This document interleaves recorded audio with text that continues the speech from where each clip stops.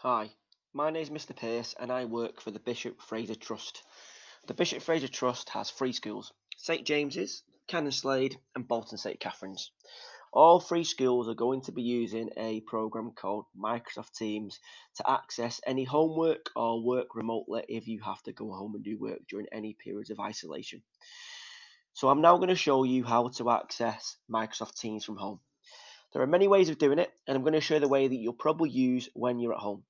The first thing is, if you go to a web browser and go to Google, you can search for Microsoft Teams.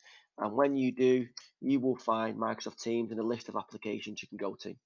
Okay. If I was you, I'd get used to knowing the website address.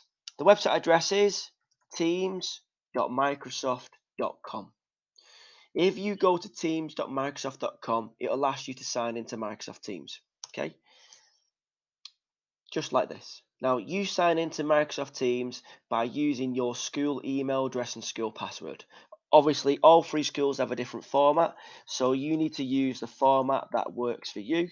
And once you sign into Microsoft Teams, just like you sign into any other Office 365 application, you say your work or school account and you type in your password that you've got. Now, again, your background should change to reflect the school that you belong to. Once you've typed in your password, or you will then be taken into the web browser version of Microsoft Teams. This is a great place to start. However, most people are going to not use the web browser version of Microsoft Teams. Instead, you're going to want to use the desktop version. In other words, you're going to access Microsoft Teams without using Google Chrome, Safari, Firefox, or Microsoft Edge. To do that, when you log in, you simply press Get Windows App, and it will download the Windows app for you. When you download the Windows app, you'll see I have a little circle icon at the bottom. It's got number 9 in it with messages, and it's got a purple set of people with a T. That is Microsoft Teams. When I click on the desktop icon, this is what Microsoft Teams will look like when you first go to it. Now, mine is populated with lots of different classes because they're the classes that I have at St James's High School. You will have the classes that your teachers have activated for you to get to. You'll know you're in Microsoft Teams because of the classes, but also in the top right hand corner, you'll see a little emoji or a set of initials that will show you that you are logged into Microsoft Teams. The left hand side of Teams shows a toolbar. You have activity, and then you'll probably have Teams, assignments, and your calendar. Now, I'm going to show you one of the most important parts of Teams. Apart from the Teams icon, you're going to see a calendar. During lockdown, so if there's any point when you will have lessons remotely, you will have your calendar. You can set the calendar to be day or working week or week. By default, it's set to week. If I go to next week, you can see my calendar is heavily populated. The reason it's heavily populated is because next week, Year 7 at St James's are doing remote learning. So this is what your timetable might look like.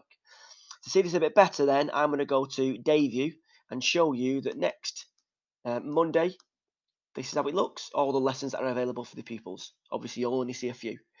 If you've got a lesson, let's say Monday morning for your teachers, all you'll do is you click on the timetabled event and it will take you to the meeting. You'll simply just press join, and when you press join, you'll be taken into the meeting. The rest of it is very intuitive and it will make sense what you've got to do when you've got to do it.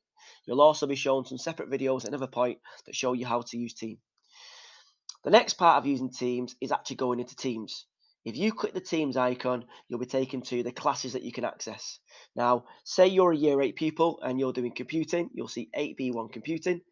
Inside of this, you'll see quite a few different sections. You'll see posts, files, class notebook, and assignments. Most people are going to set you work by using the assignments tab. If you click on the assignments tab, what will happen is you'll see all of the pieces of work that you have to complete. In the case of this one, there was some summer work that I set my groups, and there was a piece of work that I had to set on the 10th of September. All I would then do to access the work is I will click on that title, in this case about me, and I would see something that looks like this. I can see when it's due in, I can see the instructions the teacher's given me, and I'll see a button that says about me with potentially more options. These are your pieces of work. Now, what's really important is you'll have Word documents, PowerPoint, spreadsheets, maybe PDFs, links to the documents. You'll have different things. What you'll also have, which is what I don't have as a teacher, is a button in the top right hand corner that says hand in. When you have completed your work, Okay, so say I click on this document, I'm going to be able to type in this document and fill it in. Once I've done the bits that I need to do, I can press close, and then I would press the button that appears here that says hand in.